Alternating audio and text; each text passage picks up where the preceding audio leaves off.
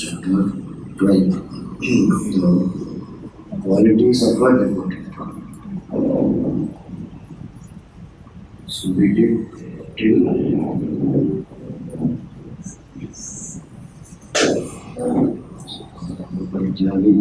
the 60.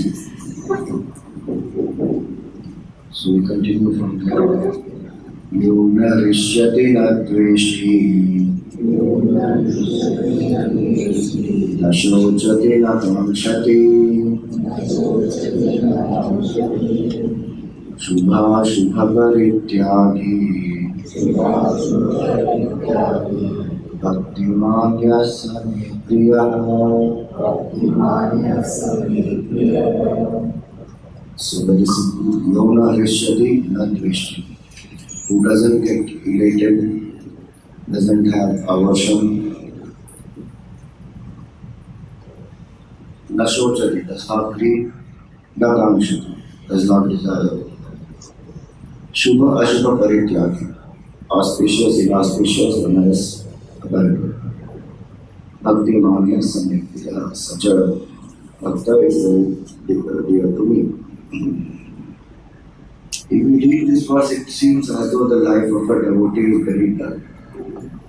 Doesn't get elated, doesn't get sad, doesn't complain, doesn't have any desire. But the devotee's life is not that way. The devotee's life is always get offered to the Lord.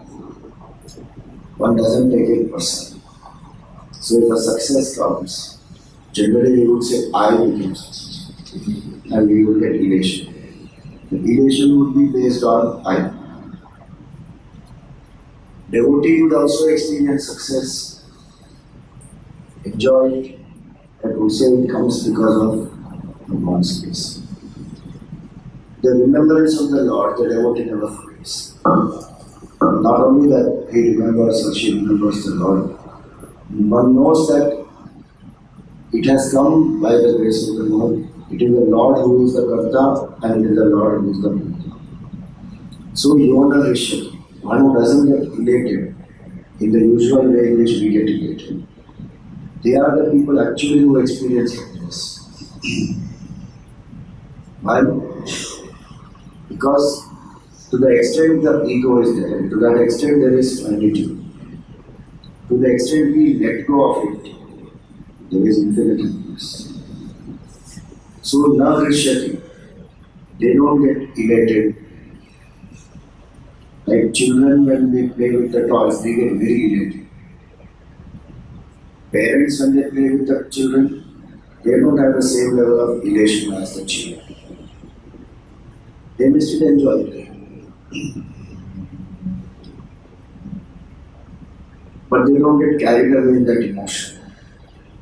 That is how the devotee is.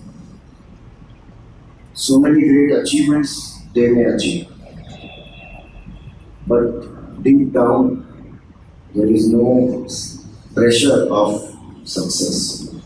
What we call the success has not gone into the head. Yona Krishna, one of the greatest devotees of the Lord, is King Amrish. He is one of the ancestors of Bhagavan Ram and another Bhakta of the Lord. Though he is such a great king, he did not have any servants. All the work he did only by himself. And if somebody asked him that, why don't you have anybody to serve you? He said, I am here to serve everybody. Why should some people serve me? God is all this, I am here to serve the Lord. So he would do all work by himself. And he would go one step ahead. He will go and serve the devotees. So, Navrishati, being so exalted, also, the person is very humble, deep down knows that I am a servant of the Lord. So, even though he has success, it has not gone into the Navrishati, not Dveshti. This we saw earlier, Adveshta Sarva Bhutana. No Dvesha. Dvesha is double poison, Dvi Visha. So if I poison my heart with hatred against somebody, I hurt myself first.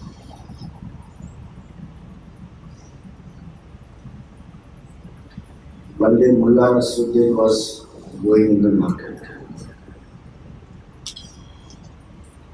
And people saw that there is a bomb he has tied on his back. So they asked him, Hey Mullah, what have you done? Why have you tied the bomb at your back? He said, every day I pass through this market and there is this fellow who comes and every day he gives me one pat on my back and he says, Hi Mullah, how are you? It pains me so much. So I decided now, today I have tied a bomb. Now when he is going to come here and give one slap on my back, Hi Mullah, his hand will get blasted. That is called grieve. Who will get blasted first?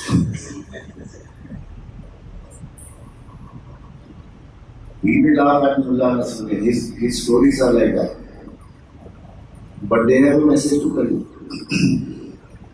Somebody hears from there with me, what do I do? Next time I'm going to show you. That's why I forgot. I'm waiting till next time. Next time maybe after 5 years. But in that 5 years, how many times that ratio will be there in my mind? So, not Dveshti.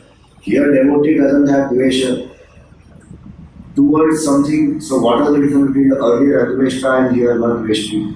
This is for situations. No Dvesha towards any unfavorable situation.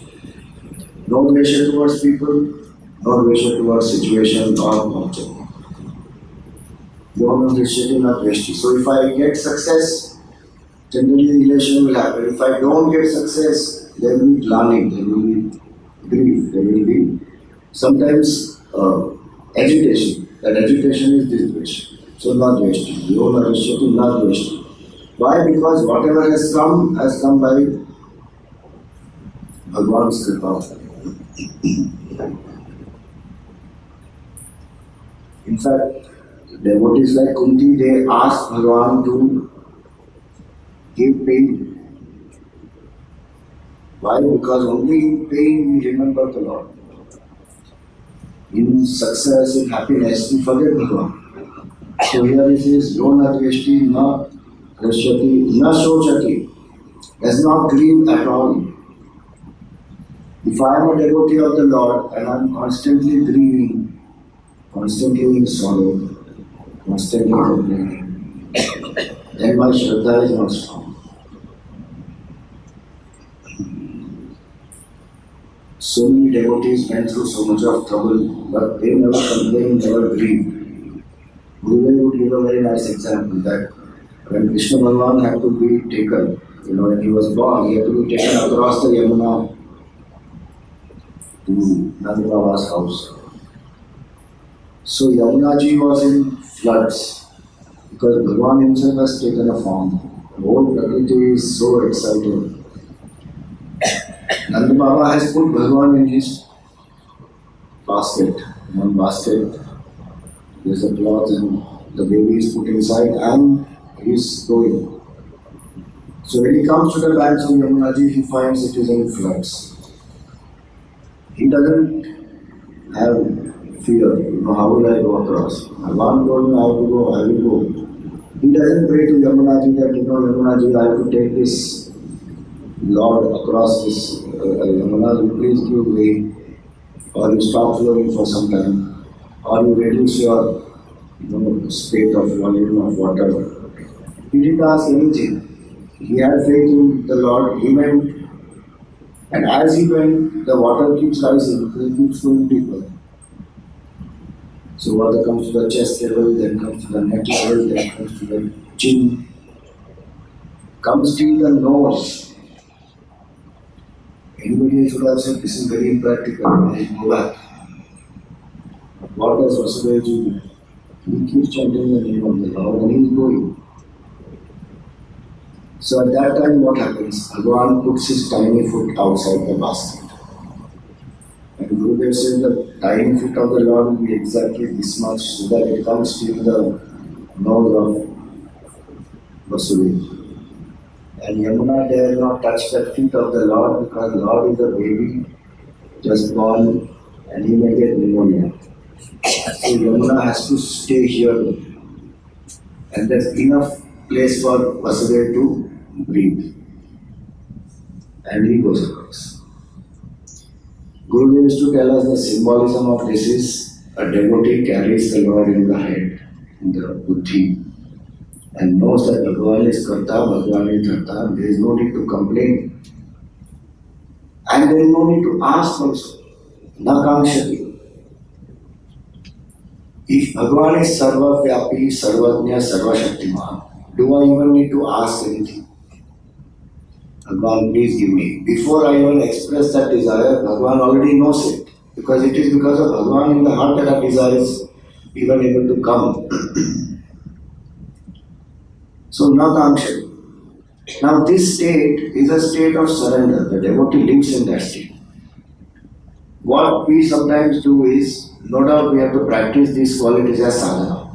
But if there is a desire in the heart, one should not say, Bhagwan se kya mangna, hum to Bhagwan se kuch mang nahi sakte. But then we go to the world and ask people, humko ye de do, wo de. So if there is a desire, then ask the Lord. There is nothing wrong in that. Here is that desire is not arising in the heart of the devotee. Why? Because Bhagavan knows whatever Jahi Vidhi Rakhe Ram, Tahi Vidhi Rahi. Such a nice bhajan that is. Sita Ram, Sita Ram, Sita Ram kahenge, Jahi Vidhi Rakhe Ram, Tahi Vidhi Rahi. मुख में हो राम नाम, राम सेवा हाथ में, तू अकेला नहीं प्यारे, राम तेरे साथ. There is a very nice paragraph in that.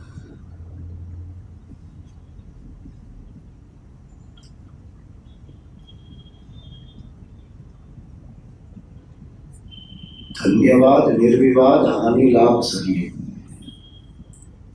Thank the Lord all the time. No arguments. Why this happened to me? Surrender. Thank the Lord. Surrender to the Lord. Dhanyavad, Nirvivad, Hani, Labh, Sahi. You face gain and loss, both. What is important is remember the name of the Lord. Remember Bhagavan knows everything. In that state of surrender, more and more one comes. That is the state. So if there is a desire, ask the Lord. If there is an agitation, offer to the Lord. Then one will come to this state where they won't arise. Na rishyati, na dveshti, na shochati, na kankshati. Shubha, ashubha, parityagi. Auspicious, inauspicious, he has given. Surrender to the Lord. Nothing is judged. Basically, that is what it means. No judgments are done. This is inauspicious, that is inauspicious. This person is a good person, that person is a bad person. No psychological branding and judging. Functionally, what needs to be done, one will do. But internally, no judgments at all. One lives in that open state of mind. Continue. Samashatrau cha mitre cha तथा मानापमानयोः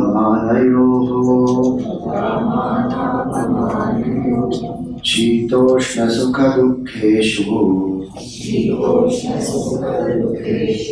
समसङ्गविवर्जितः.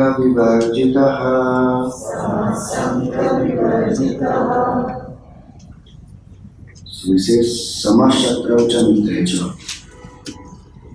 One who is equal to the enemy also and friend also. One says, so sad, there is nobody special. But devotee does not have a BFF, best friend forever. We say to everybody, you are enemy, very good. You are my friend, very good. What does that mean? Samashatrau cha mitra cha. See, Shatru and Mitra is because of attachment sometimes. Somebody who is beneficial to me, I call my Mitra. Somebody who is critical of me, I call my Shatru. And with Mitra there is a special attachment, Raga. With Shatru there is a Dvesha. He says, Samashatrau cha Mitra cha. Shatru and Mitra both are equal. Because the devotee has nothing to gain. So will the devotee not have any special friend? We'll have, but we'll see Bhagavan only. Sudama had a friend or not? Bhagavan himself was his friend. And other relationships also when they have, of general friendship in the world also. They understand that the real friend of a jiva is Bhagavan. Who comes with us life after life is Bhagavan. Everybody else are there with us temporarily, as long as karma lasts. But our real mitra is Bhagavan. One of the verses earlier we have done is Suhrit Mitra Yudasinam Madhyastha Dveshya Bandhushu. Suhrit and Mitra. Mitra is when we return, when somebody does a favor to us, we return that favor. In Mitra there is mutual benefit.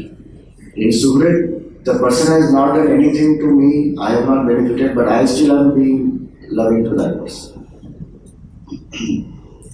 Bhagavan is the mitra of the jiva.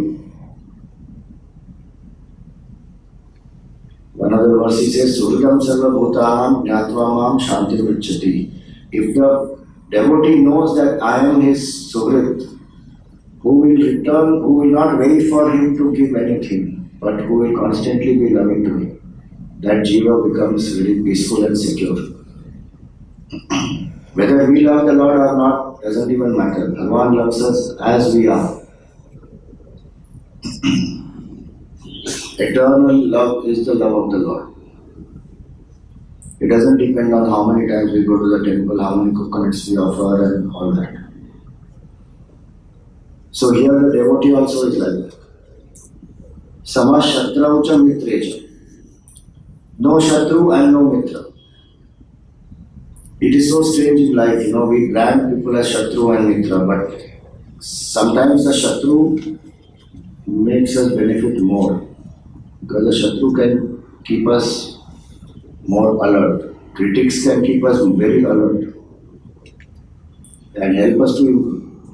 And sometimes our Mitra doesn't do what the Mitra has to do and makes us fall down. Or if I am falling down, doesn't stop. Karna and Duryodhan Mitrata is like that. Both of them are mutually dependent on each other. And both of them are falling, none of them is preventing the other. So whom we call Shatru and whom we call Mitra. For Duryodhan, Bhagavan Krishna was the Shatru and Karna is a Mitra. Shakuni is his Mitra, is his well-wisher. But what it turned out to be, Shakuni became the cause of their whole dynasty downfall. And Bhagavan, who is the Mitra, they consider Bhagavan as a Shatru. So Moha will make us do that. We consider Mitra as Shatru, Shatru as Mitra. Devotee says, all this is the appearance of the Lord. I am here to serve. Samashatraucha Mitricha. If the devotee has to take some action because of a role that the devotee is playing, the devotee may do that also. Suppose the devotee is a king. The king will not stop punishing somebody who is a criminal. Or any other role that the devotee plays in the army. If one has to shoot, one has to shoot. One can't say, no, I am going to be equal to the friend and to the enemy. So there is nobody who is my enemy. So I will not shoot. That is a role that one has to play. But the heart is not malign. The heart does not have any special attachment towards friend or aversion towards an enemy. Samashatraucha mitrecha tatha mana apamanayo. Praise and criticism, mana apamana.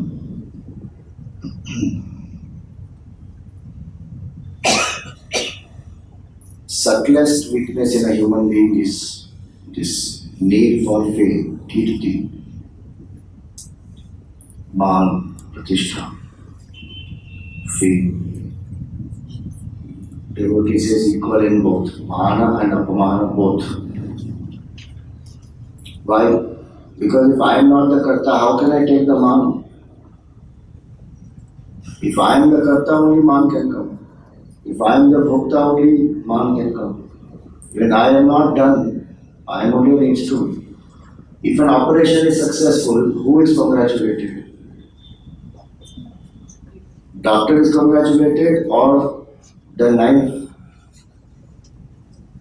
scissors, needle. If the knife, scissors and needle beat it. That is delusion. They can do nothing. Only in the hands of the doctor they are useful. Our BMI is like that. They are inert equipments. Only in the hands of the Lord they function. So all credit goes to whom? Allah.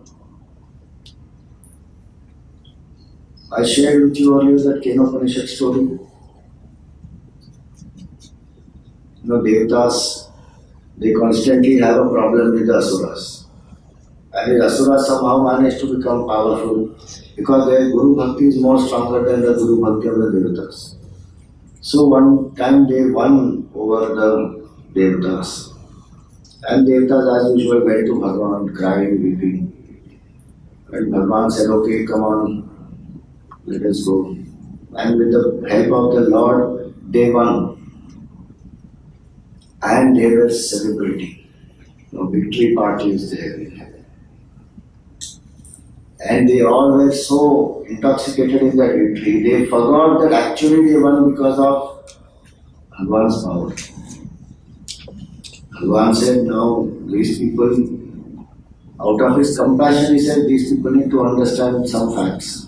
Not that they forgot him and he felt, mujhe chhod ke party karni. Not like that. He felt that, this will bring the downfall. So then what to do? As they were all enjoying, suddenly there a yaksha appears there. And this devatas don't know who is this. Like a column of light. So they ask, who are you? There is no reply. So Indra Devata sends. So he sends Agni. So when he sends Agni Devata, Agni goes there and says, I am Jata Veda, I am Agni, I am the knower of the whole world. I can burn the entire universe. He introduces himself. And then he says, who are you? Yaksha doesn't say anything. He says, do you know who am I? Nothing survives in me. If anything is put in me, it will just get burnt. So the Yaksha brings forth a blade of grass. And he says, burn this and show. And that Agni said, what are you saying? I can burn the whole world and this blade of grass. I don't even have to look at it. Just by my thought, it will just get burned. So Yaksha says, try it. And he tries, he doesn't get burned. Then he blows. And he blows more hard. Nothing happens to that blade. And that Agni Devata is quite humbled. He doesn't understand now what is happening here. There is one small blade of grass. With full force he tries, nothing happens to it. He gets defeated, he comes back to Indra. Then Indra sends Vayu. Same thing Vayu also does. He goes and says, I am the wind, I am Pavan Devata, this whole universe. If I stop blowing, people will die. So the Yaksha says, try blowing this grass. So Vayu Devata thought that, Agni Devata must have got very exhausted. I will. He also tries. And he is also not able to blow that. The blade of grass doesn't even move a bit. So this Vayu Devata also comes back. Now Indra goes. Because Agni and Vayu both have failed. Indra goes. And he doesn't introduce himself like earlier. He doesn't say, I am the king of the Devatas and all that. He goes there and he seeks to know, who are you, O divine being, who are you? So when he goes and he goes there with that attitude of humility, that divine being disappears and there is a lady who manifests there, Haimavati. Uma Haimavati, she comes there. And Indra Devata says, who was that being? Can you please tell me? Then Uma Haimavati says that being was the Supreme God. Out of his compassion he came to make you aware that without his grace, yena vina trinamapi na chalati. Not even a blade of grass you can move or you can burn or do anything. And forgetting that, Lord, if we take all the credit to ourselves, our downfall happens. He says, out of his compassion, he came in this form, and because you were humble, you have known the nature of that Supreme God. So Haimavati there is the symbol of the Guru. One approaches, Indra is approaching with humility and then he knows. This is the story, but actually this whole story is a depiction of the entire truth revealed in the Kenopanishad. That which cannot be known by the eyes, but because of which the eye see. That which cannot be seen by the eyes, but because of which the eyes see. Yat chakshushana pashyati, yena chakshunshi pashyati, tadeva brahmatvam.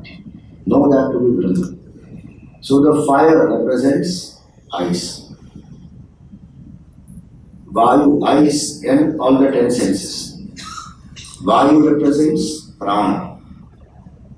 Yat pranena na praneti, yena prana praneyati.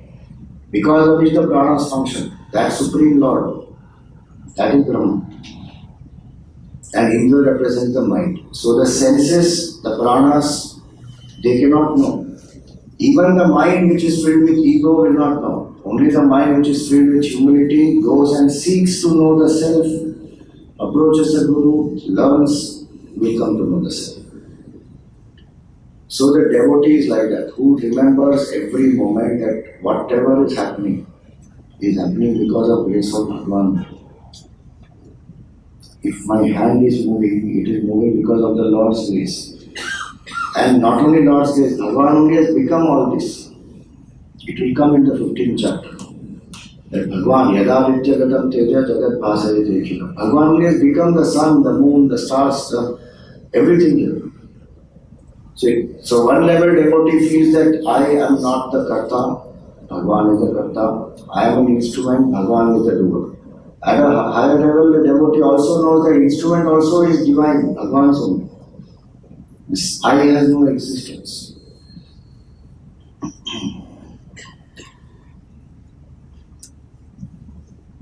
So one who understands this very well, so na mana apamana, success and failure, praise and criticism doesn't get into their head. Shita ushna sukha dukkheshu, in heat and cold, happiness and sorrow, samaha is equanimous, sangha vivarjita, free from any attachment. तुल्य निंदा स्तुतिर मौनी संतुष्टो येन केनचित् अनिकेत स्थिरमतिः भक्तिमान् मे प्रियो नरः. This is tulya ninda stuti, same point again. Criticism and praise, tulya, same. This is one quality which one can check and cultivate. Our mind sometimes craves for praise. We should praise him, talk good about him. And especially if they talk one, so if one compliment also comes from somebody, one feels so excited, so elated. There is a gratification in that. At one level, that is natural that one goes through, but at a deeper level, when one goes in spiritual life, if that is happening, that means the anchoring in Bhagavan is still to be strengthened. I am still dependent on praise to feel good. I should be feeling good in doing the action, in doing the seva, in having the opportunity to serve. Praise is an extra bonus. If it comes, credit it to the Lord. If it doesn't come, debit it to the Lord. If criticism comes, debit it to the Lord. Why should I take it personally? Somebody praised me, somebody criticized me. Because if I go up with praise, I will go down with criticism. It will naturally happen. So because the devotee knows Karta, Bhokta is Bhagavan, Tulya Ninda Stuti.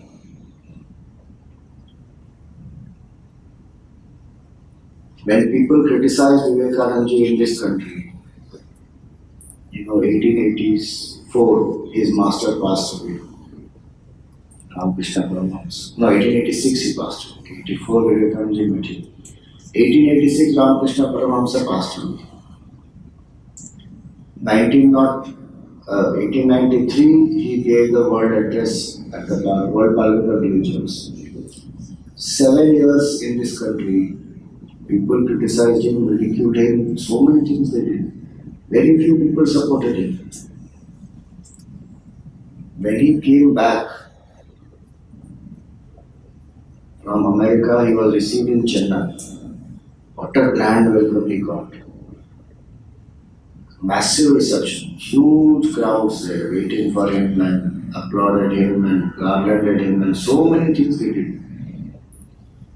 But he was like this, Tulya same in censure, in praise. No, it did not affect him at all. Because his focus was on revival of Hindu culture, spreading knowledge of Vedanta, empowering people. One of the very early people who even awakened the masses for freedom, even of the country. Because after 1857, the revolt, when it got, the British shattered it. It was very difficult to bring back people. Vivekananda played a very big role in that. We don't know that much, the patriotic side of him in that detail. But he did play a very big role in inspiring people. Aurobindo himself was very inspired by Vivekananda. and he became a revolutionary. Like that, there are many influences. The idea is that his focus was on something else. A lot of our work is to get praise and to get applause.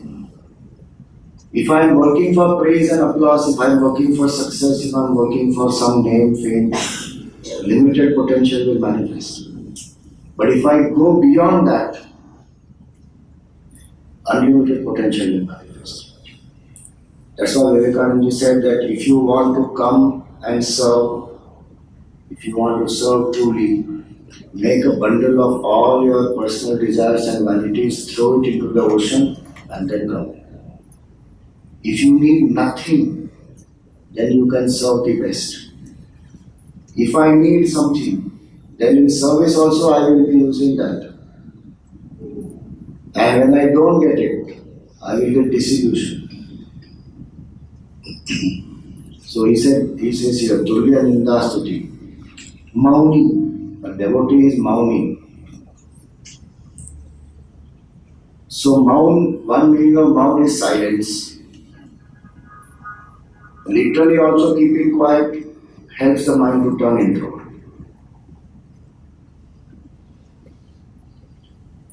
This is one quality which can be practiced by us more easily than many other qualities. At least in a day, 1 or 2 hours I can be in Maun. But don't be in Maun when you are required to work the most. And then don't start using sign language. Then you will also be in trouble to make others also trouble. What do you want to tell? But no. You should not do Maun like that. Maun, one is the speech, Maun of speech, keep quiet and let the mind turn within, do something productive. Other meaning of Maun is Munehe Bhavam Mauna. A reflective nature is called Maun. I am silent towards my desires, but I am contemplative towards the self. Manana Shilavan Muni. So Munehe Bhavam, my mind must have contemplativeness. The speech, if I stop, extrovertedness reduces. Mind can become more contemplative. I can think more on the subtler aspects of the Lord, of the self, of anything higher I want to do. And ultimately, Mauna leads to silence of the mind. Complete silence of the mind. So Mauna is not just of the speech. Mauna is ultimately of the mind, where ego has become silent, dormant. Now dormant ego is dissolved. That person is called as a Mauni.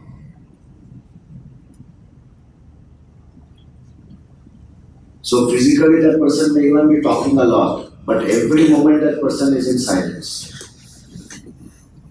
One devotee asked another devotee, that devotee A, he couldn't go to the lecture of Gurudev.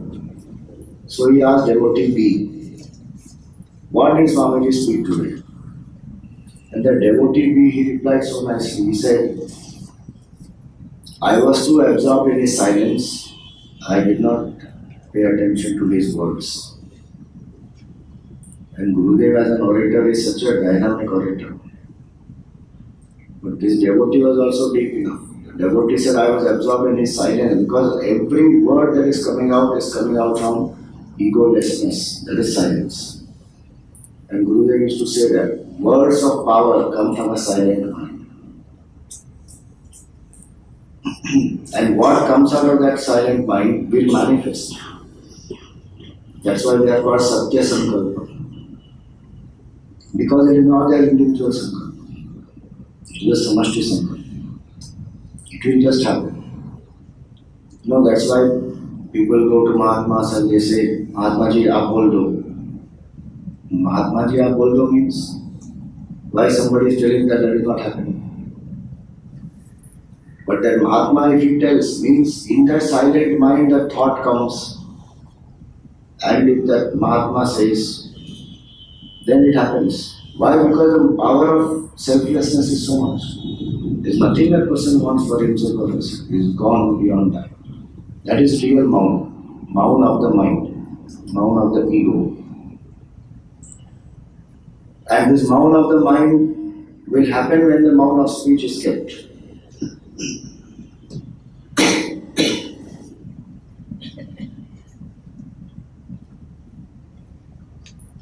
Our gods, all of them are Maun. We only go in front of them and keep on talking. But Bhagavan is sitting quietly in mind. So it is said in first level, in the temple when a devotee goes, the devotee keeps talking and Bhagavan listens. But in the second level, when the devotee goes, devotee doesn't talk anything. Bhagavan manifests.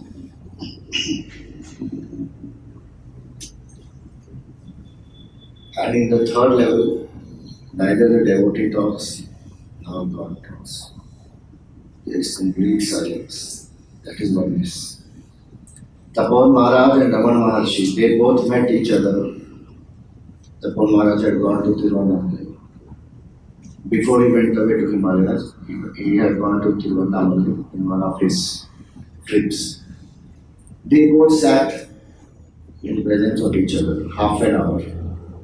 Not a single word exchanged. But communication was complete at the highest level. There is an article on that. Tapon Maharaj says that there was not a single word exchanged between both of us, but both of us communicated. We spent time in silence. And that's why Gurudev used to say silence is most communicative. What words cannot communicate, silence will be able to communicate. But for that we need that ready mind. Dakshinamurti Bhagavan did not speak anything. 4 Sanat Kumars, they went to him. Sanat Kumars are sons of Brahmaji. They have become old and Dakshinamurti Bhagavan is young. Chitram Vatataror Mule, Vriddha Shishya, Guru Yuva.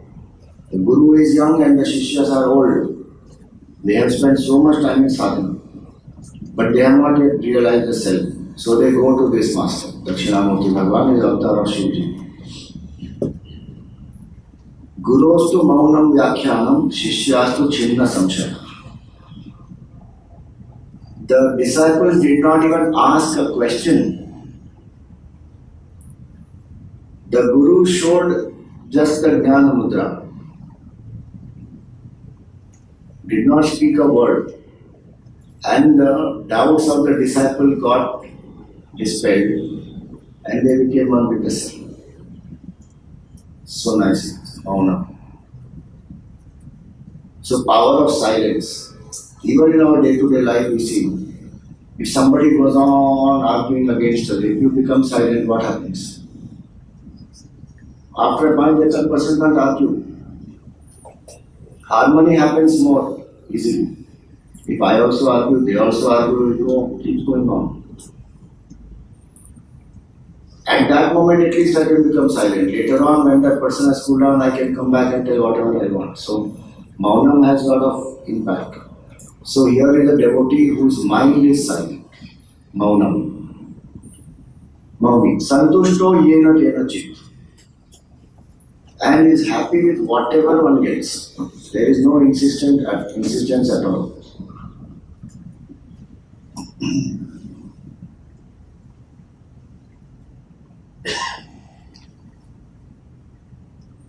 There is one nice Hindi couplet. It says, "पूरे हैं वे भक्त जो हर हाल में खुश हैं, मिला अगर माल तो उस माल में खुश हैं, हुए अगर बेहाल तो उस हाल में भी खुश हैं." They live like a fakir. Fakir means what? One day he will be on a footpath, one day he will be in a man. In both the places there is no problem. Guru Nanak Ji was like that. Avadut. fakir.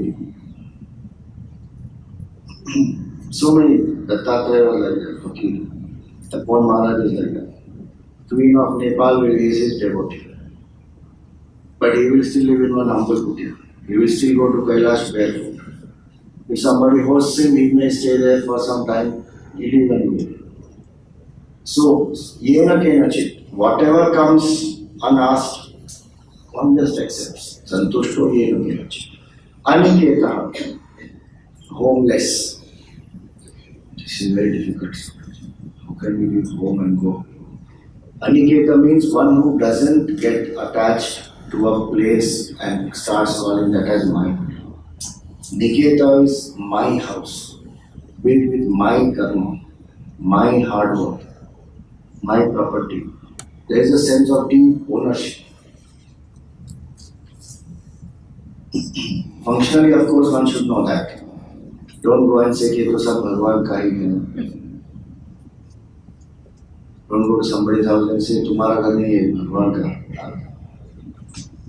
Functionally, there is a division, but psychologically, there is no sense of that ownership there. This is my house. In Sadhana Panchakam, that's why Shankaracharya says, "Nija grihat turna mere kamyata." Very quickly abandon your house and go. Meaning not abandon the house and go literally. Abandon this sense of attachment that this is built with my karma phala. Because in that feeling, I am building more bondage. Again and again I have to keep coming. Aniketa, one of the names of Gurudev is that, Aniketa. So they say sadhu, chalta bhala, pani behta bhala. There is no one house of a sadhu. One keeps changing. Meaning, if you stay in one place, what happens? Attachment starts. With the place also, with the people also. In Siddhabadi, when we go, earlier days, these chairs and all were not so many. One used to sit only on the ground. So people will come 10 minutes before the class and go and find a pillar and go and sit with the backrest of that pillar. And there will be how many? Some 8-10 pillars in the hall. But they reserve it, ye mera pillar hai. So if somebody goes and sits there, they'll have a fight. No, this is my pillar. And then they're sitting and listening about detachment. How much attachment one has to that place. If you go, even sometimes here it will happen. Suppose you come and sit in the first row every time. And if somebody is sitting there, you feel very awkward. Kya koi baith gaya meri jagah pe.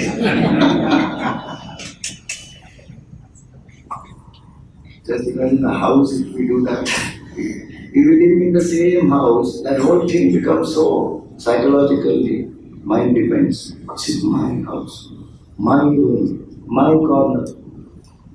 And who are you? Brahman who is Sarvavyapi.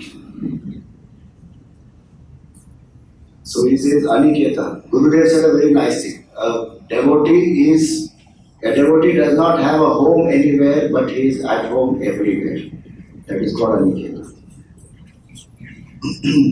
Try living like that. Try living what we call out of suitcases. Today the busy world of global business and all that, people travel also. Lots of travel keeps happening for work also. Not very easy, no. One needs one house. Finally come back to that house and stay for some time. You have to every second day I'm in a new place. Mind gets tired. Imagine living whole life like that. A devotee lives like that. Aniketa. And even if they stay put in one place, they don't believe this is theirs. Aurobindo took Kshetra Sannyas. Once he went into that place in Pondicherry, Puducherry, that house, he never came out of that. That is so difficult to do. We want to come out sometime or the other, go out, do something, see the different places, come back. He went there. stayed in one place. Ramana Maharshi went to Tiruvannamalai, stayed put. But he did not have the attachment, this is my place. That is called aniketa. So it's not about having a place or not having a place. It is about the mindset. Aniketa sthiramati. Steady intellect. Not wavering. Anything I want to achieve in life, steadiness is very important. Consistency is very important. And especially in seeking. Steadily I have to keep seeking and increase the intensity. I can't be inconsistent and slack about it. Sometimes I do japa, sometimes I don't do japa, sometimes I do puja, sometimes I don't do. समझो जब अंदर से होगा तब मैं करता हूँ. So that is a very unsteady. What one has to do consistently, sthiramati and decisive. Many times we are not decisive. Are you a seeker or not? Sometimes. And today we love to be in indecision. That is a quality of today's world. They will not take stand. Maybe this, maybe that, I don't know. Full-time one lives in I don't know, but doesn't want to take a stand. Sadhak says this, apply the buddhi, apply logic, understand and take a stand. This is what has to be. Is there anything called right and wrong? No, there's nothing called right and wrong. Very indecisive that is. There are gray areas, but I have to discriminate clearly. That is decisiveness. In this situation, this is the right thing and this is the wrong thing. Sthiramati. So, about myself, on Sthiramati, that who am I? What is my identity? Roles I keep playing different roles, but what is my identity? Here the devotee's identity is I am Bhakta of the Lord. Steady in that identity. 24/7. He doesn't say that I am a son and a father and a friend and a spouse and devotee also. He says I am a devotee, so I am a devoted son, I am a devoted father, I am a devoted spouse, I am a devoted enemy also. My steady identity is I am a devotee. Bhagavan tells Arjun, Bhaktosi me sakha cheti. You are my bhakta and you are my friend also. Because Arjun bhav is like that. Steady. Bhaktosi. So, Aniketa sthiramati bhaktiman me priyo naraha. Such a person is very dear to me. So these are 6, how many verses? 13 to 19. 7 verses. Just like Sthita Prajna has 18, which one can memorize, these are 7 verses which one can memorize. And these 7 verses one can internalize. Then one becomes dear to the Lord. So the last one he concludes here. Ye tu dharmyamritamidam yathoktam paryupasate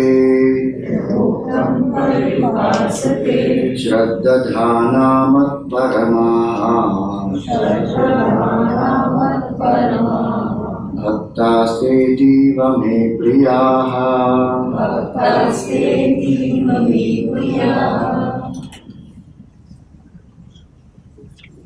So he says, Yetu dharma amritamidam. These 7 verses is called as Amrita Dharma, nectar of dharma. Yatha uttam paryupasati. As said by the Lord, one who applies this, follows this, Shraddhadhana, with faith and considering the Lord as the Supreme. Bhaktaste ativa me priya. Such devotees are extremely dear to me. So if I want to be dear to the Lord, what should I do? Cultivate these qualities. Not go and tell the Lord that if I get this, then I will get, give you some 100 coconuts or anything like that. One may have done that earlier sometime. But what really makes the Lord happy is this. So today, what we will do is this. We will use this one verse, Adveshta Sarva Bhutana, verse number 13.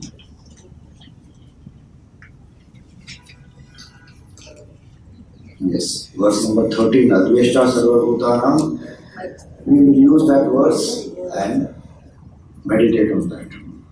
Internalize. Each of these verses one can meditate. In a quiet mind, when we send these thoughts in, they will go deep and transform the person. Whatever pressure we have, one lets go, one becomes forgiving. So all these qualities, one of the best ways to inculcate those qualities is to meditate on the qualities. Just like we do meditation on the form, and through the form we internalize the quality, similarly we meditate on the values and internalize these. So let's start.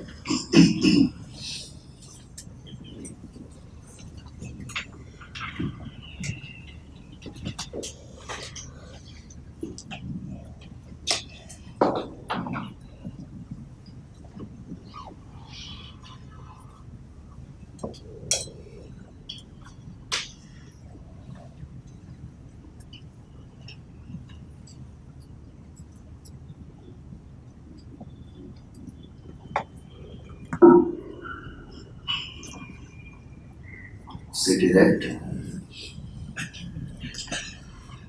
The head, the neck, and the spine in a straight line.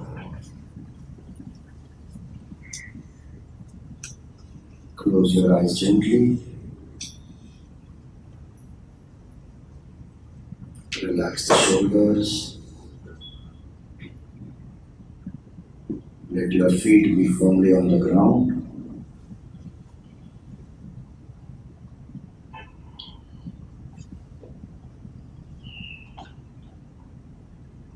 Hands in your lap or on your thighs.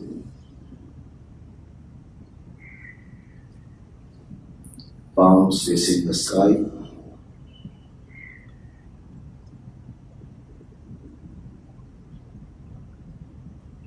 Come to a comfortable posture. Without any strain in any part of the body.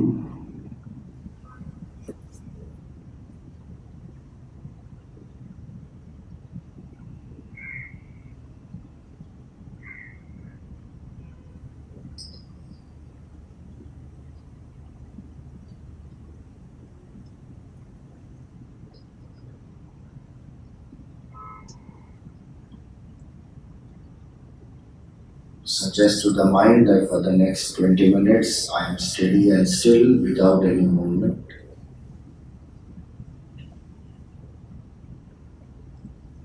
For the next 20 minutes I am steady and still without any movement.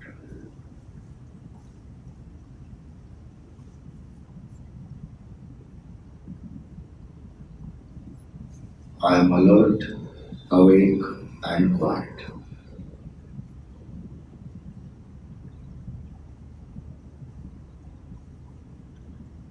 I am alert, awake and quiet.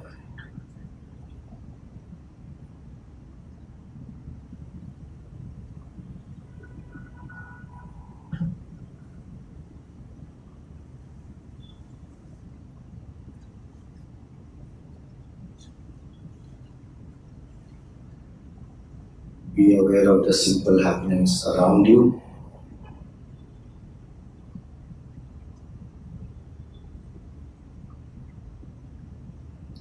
Various sounds, chillness or the warmth in the atmosphere,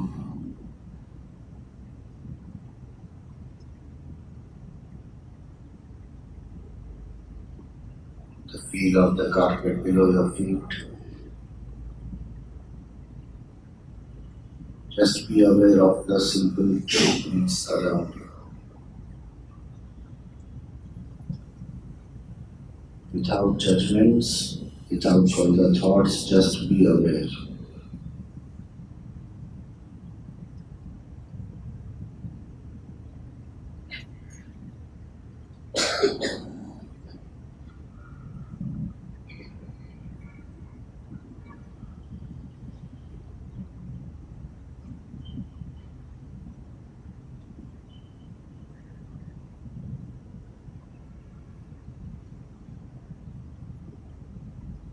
Be aware of your body.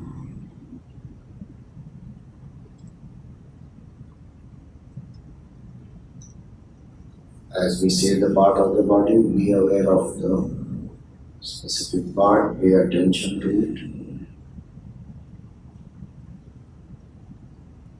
Be aware of the head, the face, the neck, chest. Be aware of the left shoulder and the entire left hand.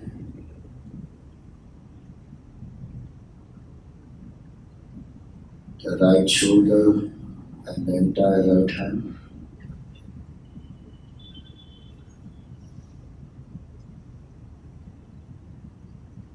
Be aware of the chest, stomach, the navel, the hips.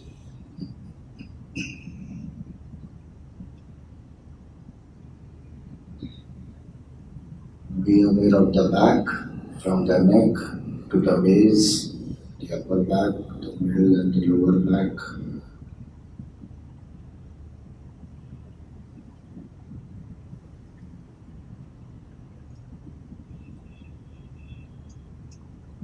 Be aware of the left foot, the thighs, the thigh, the knee, the calf muscle, the ankle and the toe.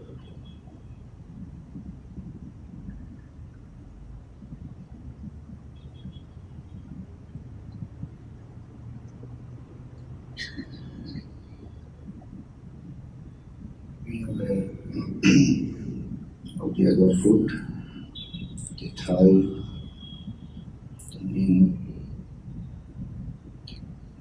calf muscle, the ankle and the toe.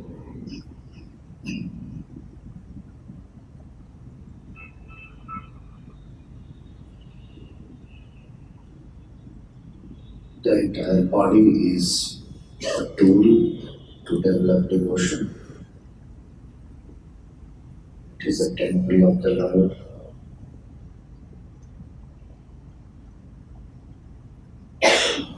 In the sanctum of the heart, Bhagavan stays.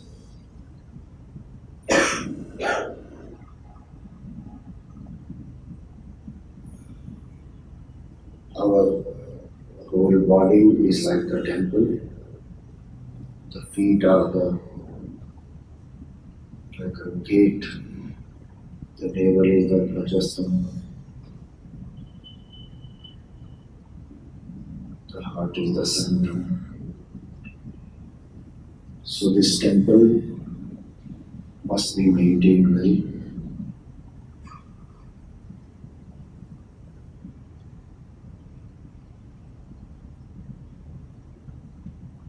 As we say, inhale, take a deep breath and feel that the entire body is filled with light and energy. And as we say, relax, exhale slowly and let go of any strain, any pain in any part of the body. Feel that it goes out through your fingers and the toes. The light and energy goes out. And again, as you breathe in, it comes back, the light and the energy. So exhale deeply. Inhale.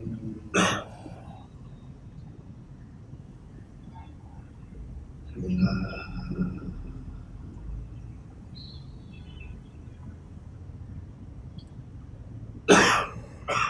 Inhale.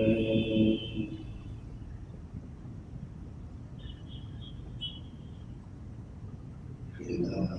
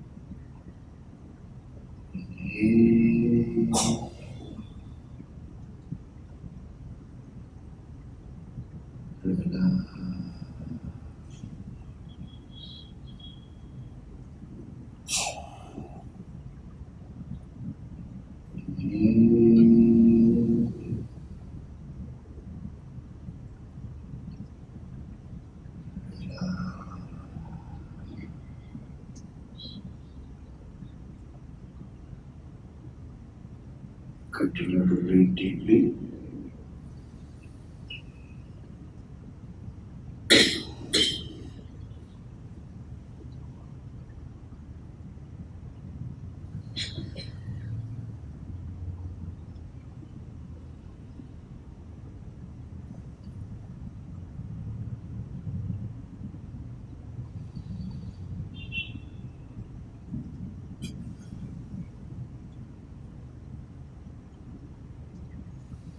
The space between the two eyebrows or in your heart. Visualize a circle of white light.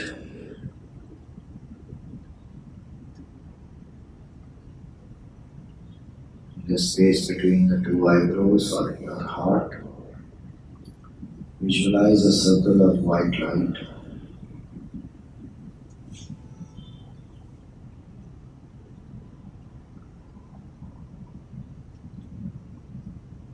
Invoke the auspicious form of Sri Krishna.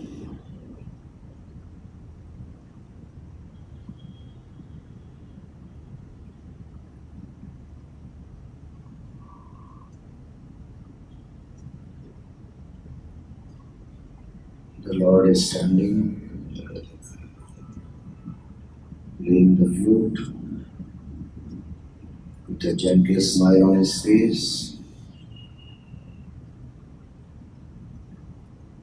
The cows are grazing around him. He has a pitambar,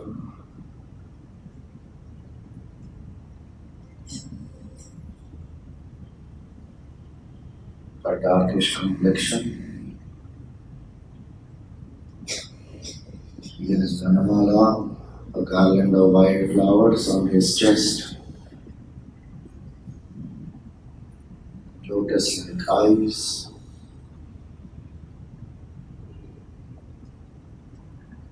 Peacock feather in his crown.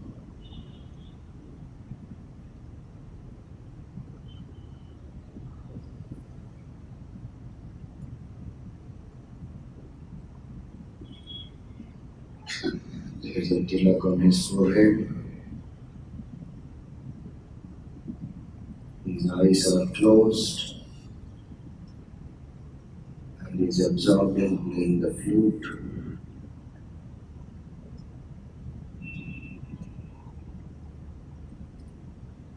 Invoke devotion for the Supreme Lord. Visualize that you are in front of the Lord who is the creator of the whole universe.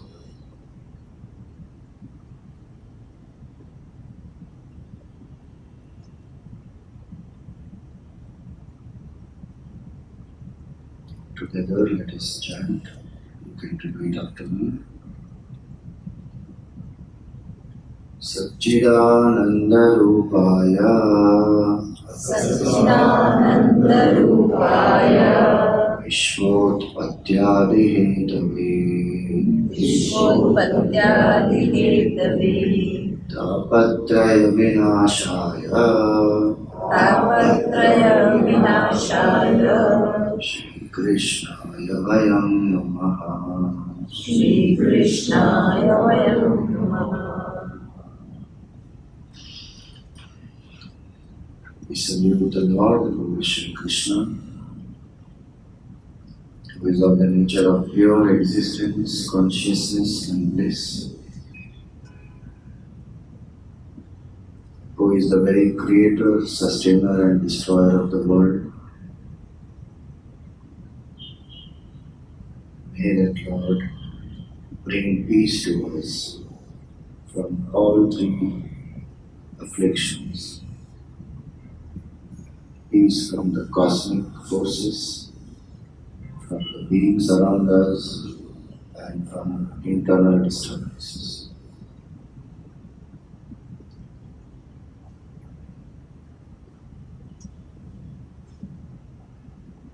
Every moment of our life is the manifestation of the Lord and His grace.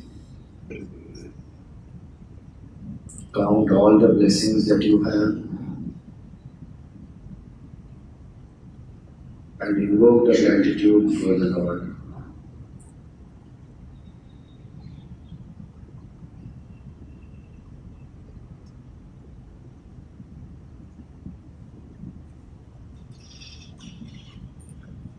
Bhagavan loves us as we are. He is our true friend, life after life, who loves us unconditionally, purely and divinely. Feel that the love of the Lord pervades your entire being.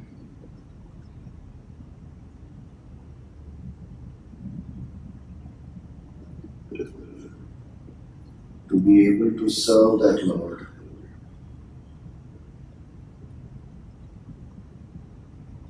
to be dear to that Lord,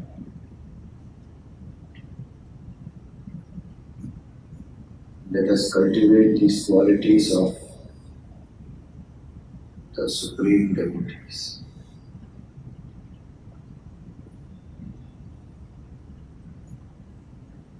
You can repeat.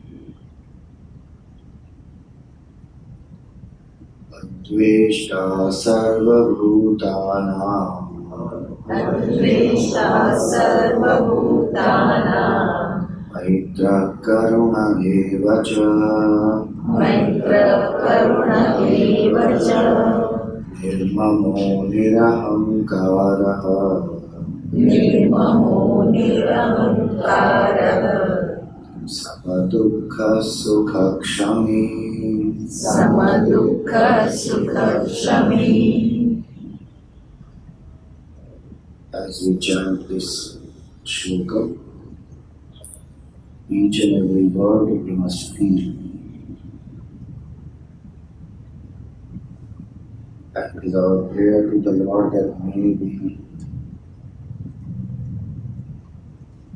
able to cultivate these qualities and become dear to Him.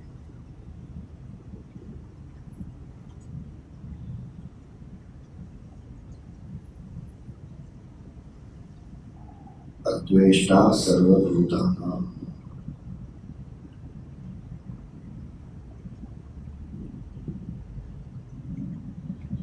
Each of these qualities we have to use as an auto-suggestion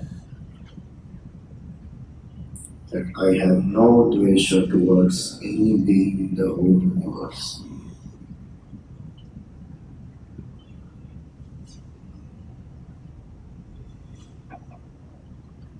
If there is any dvesha towards anyone,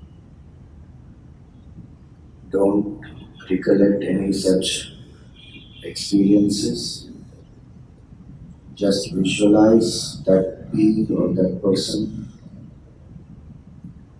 and let go of any dvesha. Because all of them are the manifestations of the Lord alone.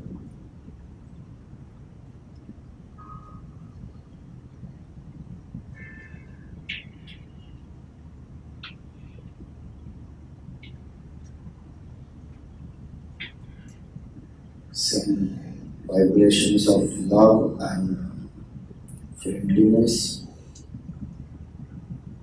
maitra, am friendly towards all. In my heart, there is no dvesha towards anybody.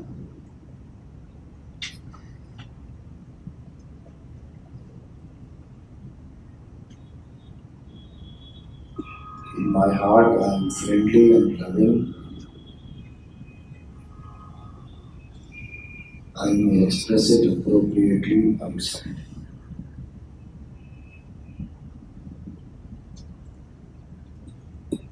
Feel that you are a transmitter as well, and vibrations of love, peace are going out of you to the whole universe.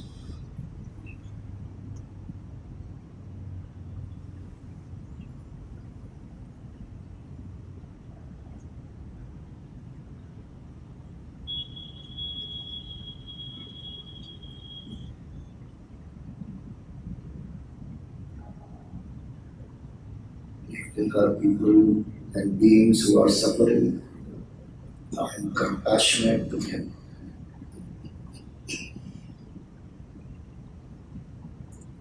I have empathy if somebody is angry at me, upset with me. I invoke empathy and compassion.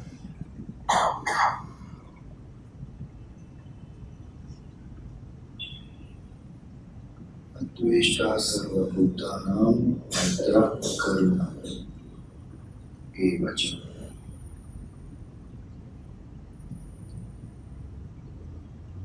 May my compassion be active compassion, where I can go and help to eradicate the suffering.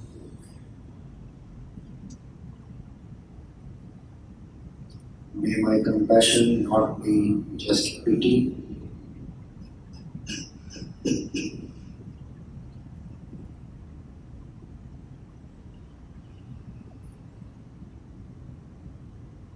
may it prompt me to do something and remove the suffering of me.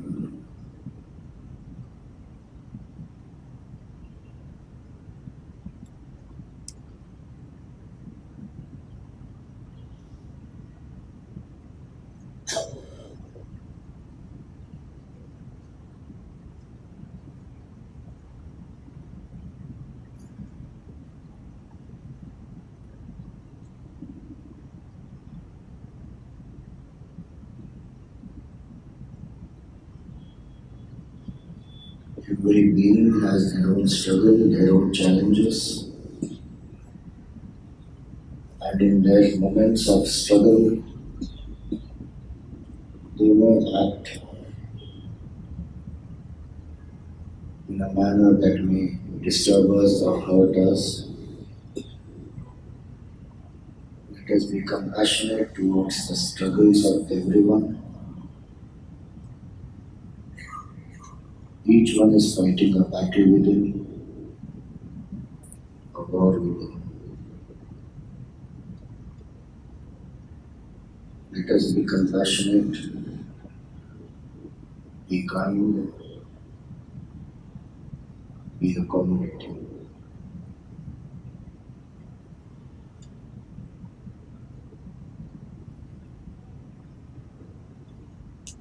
This can happen when I have no attachment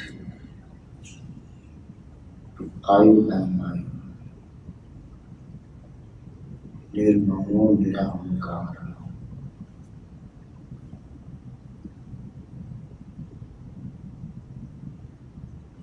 Whatever is belongs to the Lord alone. So have the bhav that tera tujhko arpan kya lane mera. That, O Lord, this whole universe is yours, including this body of mine that also is yours. The mind is also yours. Everything belongs to the Lord alone. Surrender the sense of possessiveness towards any being, anything, or even our own body.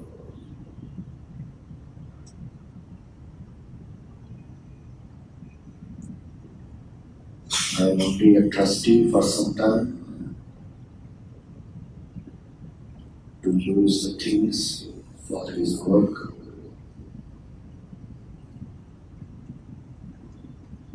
It all belongs to the Lord alone.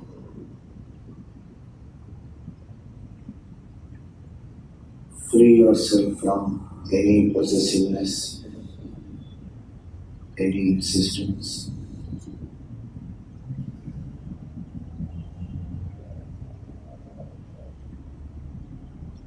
With or without things, I can still be happy.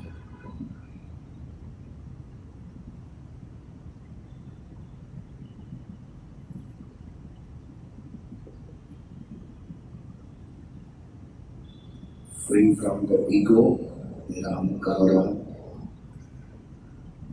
Bhagavan alone is the doer. I am not the doer. Imagine that you are the flute in the hands of the Lord, and it is His breath that flows through you, and the divine music comes out of His body in the form of actions.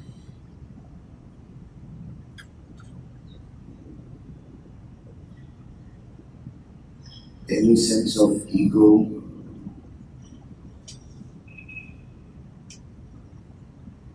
any sense of separateness, let go of it.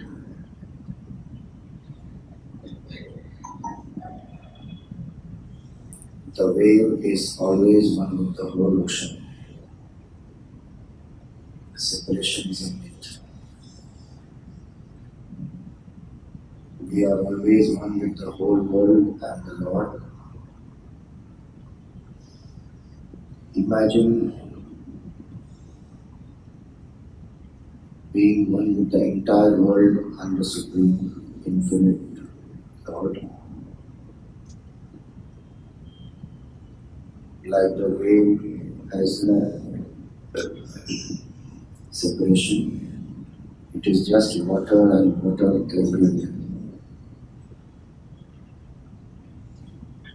Feel that this whole universe is an ocean of bliss and consciousness, where I, the tiny wave of this body, has no separate existence. I am one with the whole universe.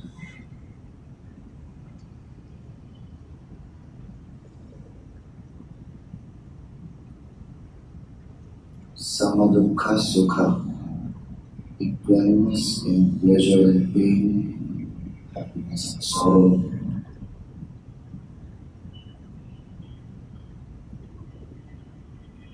I surrender all the results of action at the feet of the Lord.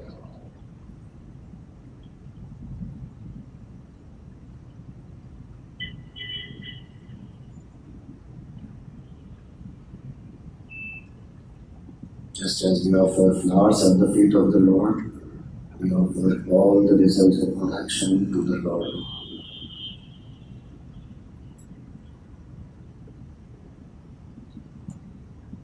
And if anybody has hurt us, we see the Lord alone in them, and we let go of our hurt, invoking forgiveness. Shami.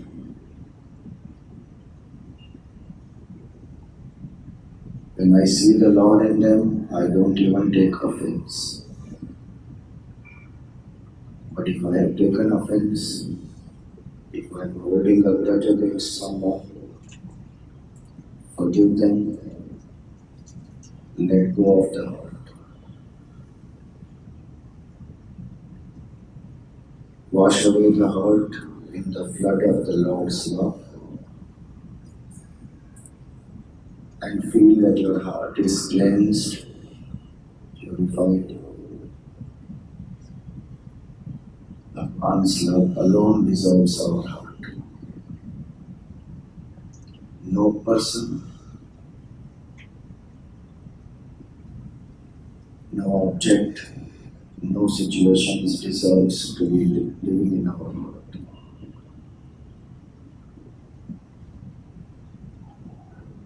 Exclusively, our heart is the Lord's alone. And when the Lord is in our heart, the whole universe is in our heart. So we are loving to everyone, friendly to everyone, compassionate and kind to everyone.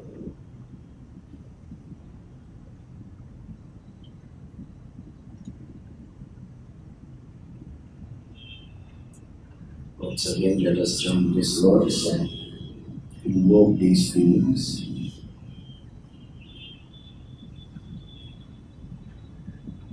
Adveshta sarvabhutanam Adveshta sarvabhutanam Maitra karuna eva cha Maitra karuna eva cha Nirmamo nirahankaraha Nirmamo nirahamkara Samadukha sukha kshami Samadukha sukha kshami.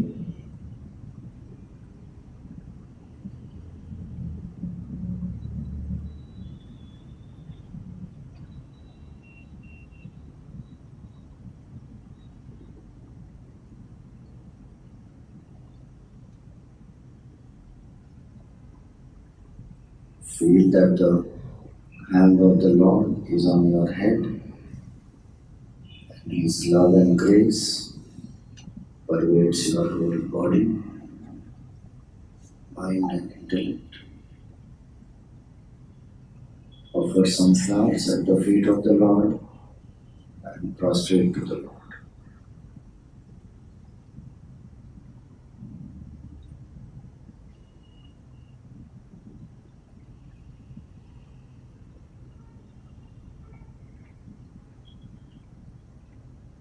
Be aware of your breath.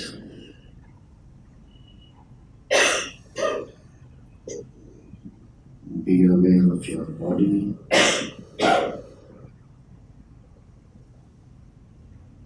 Be aware of the happenings around you.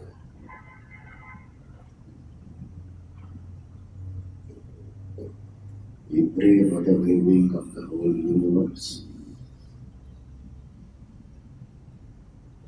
Om Sarve Bhavantu Sukhina Sarve Santu Niramaya Sarve Bhadrani Pashyantu Ma Kaschit Dukkha Bhave Asato Ma Sadgamaya Tamaso Ma Jyotirgamaya Mrityorma Amritam Gamaya Om Shanti Shanti Shanti Hari Om Shri Guru Namaha Hari Om. Rub your palms, place them on the face, and gently lift your face.